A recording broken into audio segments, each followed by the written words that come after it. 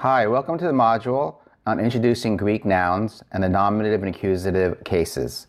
This covers Mounts chapter 5 and 6. Mounts chapter 5 dealing with an introduction to nouns, but the real grammar begins with Mounts chapter 6. The noun system in Greek revolves around three families of nouns: the first declension, second declension, and third declension nouns. We'll cover the first and second declension nouns for this module, but the third declension nouns won't be covered until we reach Mouse chapter 10. First declension nouns are typically, but not always, feminine, and they are characterized by an eta sounding vowel or an alpha sounding vowel in its noun endings. So the second declension nouns are typically masculine or neuter, and they're characterized by an omicron sounding vowel or long omega sounding vowel. Sometimes you see the diphthong oo in its noun endings. The third declension nouns, which we will not cover until later, end in a consonant rather than a vowel, and these nouns cover the range of both masculine, feminine, and actually neuter nouns as well. There are 5 cases for every noun, and so these are the parts of the noun or the grammar of the noun that you need to be aware of. Nouns can be found in the nominative case, the genitive case, the dative case, and the accusative case, and the last one is the vocative. And for this module's instruction, we'll be covering the nominative cases and the accusative cases.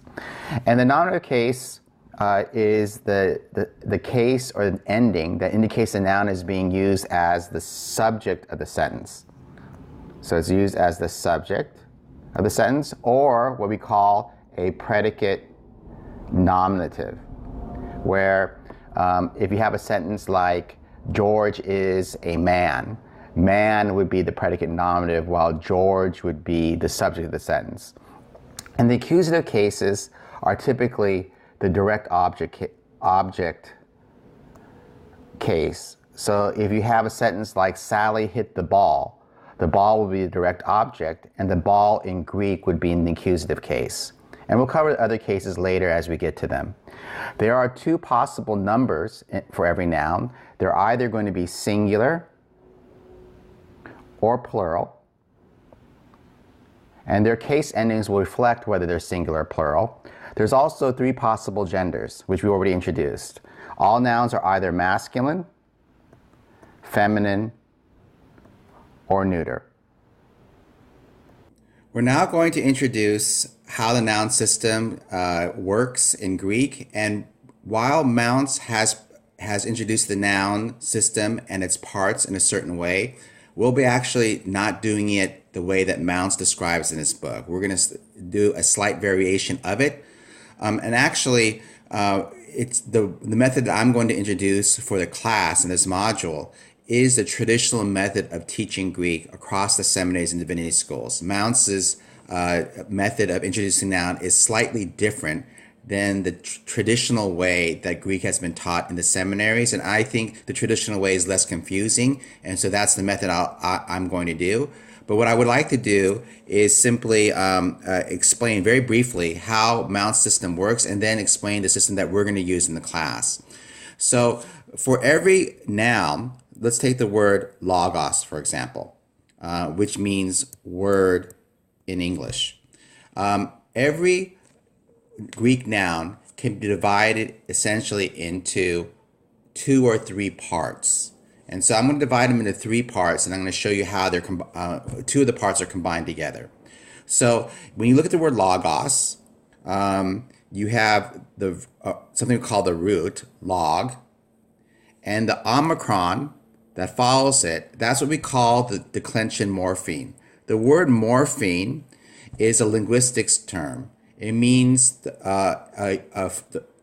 smallest unit or form of a noun or any parts of speech that has meaning. So it literally means form with meaning. And this, when we say a declension morpheme, what we're saying is that this vowel defines what kind of family of nouns we're seeing. So the fact that it's an omicron vowel, as we explained before, means that it's either going to be a neuter second declension noun or a masculine second declension noun. It just so happens that logos is a masculine noun.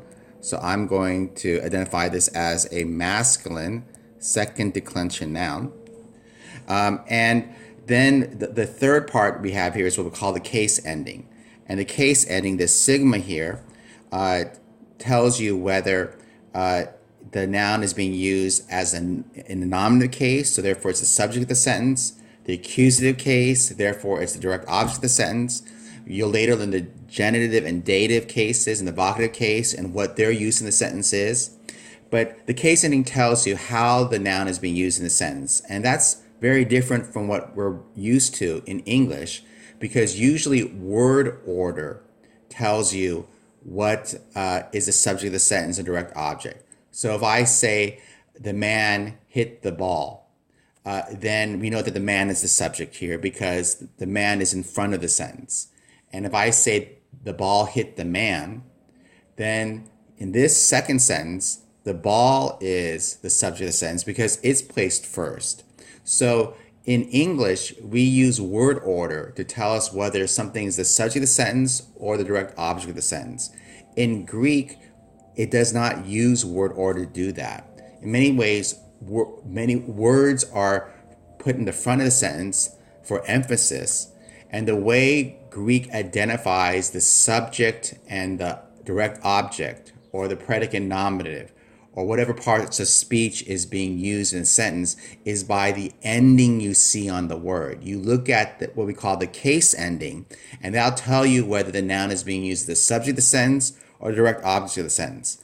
And the way Mounce uses or breaks down the noun system is that he likes combining the root with the declension morpheme. And so he'll call loga, the stem of the noun, and then he'll say the sigma is what he would call would be the case ending. So he effectively divides the noun system like this. Loga would be the stem and sigma would be the case ending. But we're not going to do it that way. We're going to do something else. The traditional method of introducing noun takes the same Greek word, logos, all right, but it breaks it down differently. Notice that the stem here is log, and the vowel that identifies the declension is combined with the case ending, and the second part is os. So this is how most seminaries and divinity schools teach biblical Greek. Mounce is quite unusual in teaching it a different way, and this traditional method is in fact the method that we're going to be learning in this class, because I think it's simply much easier to memorize the endings this way. So when we see the word logos, when we divide this into its different parts, we're taking log as the stem. This is the stem here. And os, this is our case ending. It's the case ending plus with the declension vowel, omicron here, that tells us that this is a second declension masculine or neuter noun, but logos happens to be masculine. So it's the same system. Notice that what we did was with Mounce, he combined loga with logo, but we're not doing that. We're keeping this separate, and instead we're combining the vowel plus the case ending, and that's what forms part 2. And this will be the system that we use throughout the course.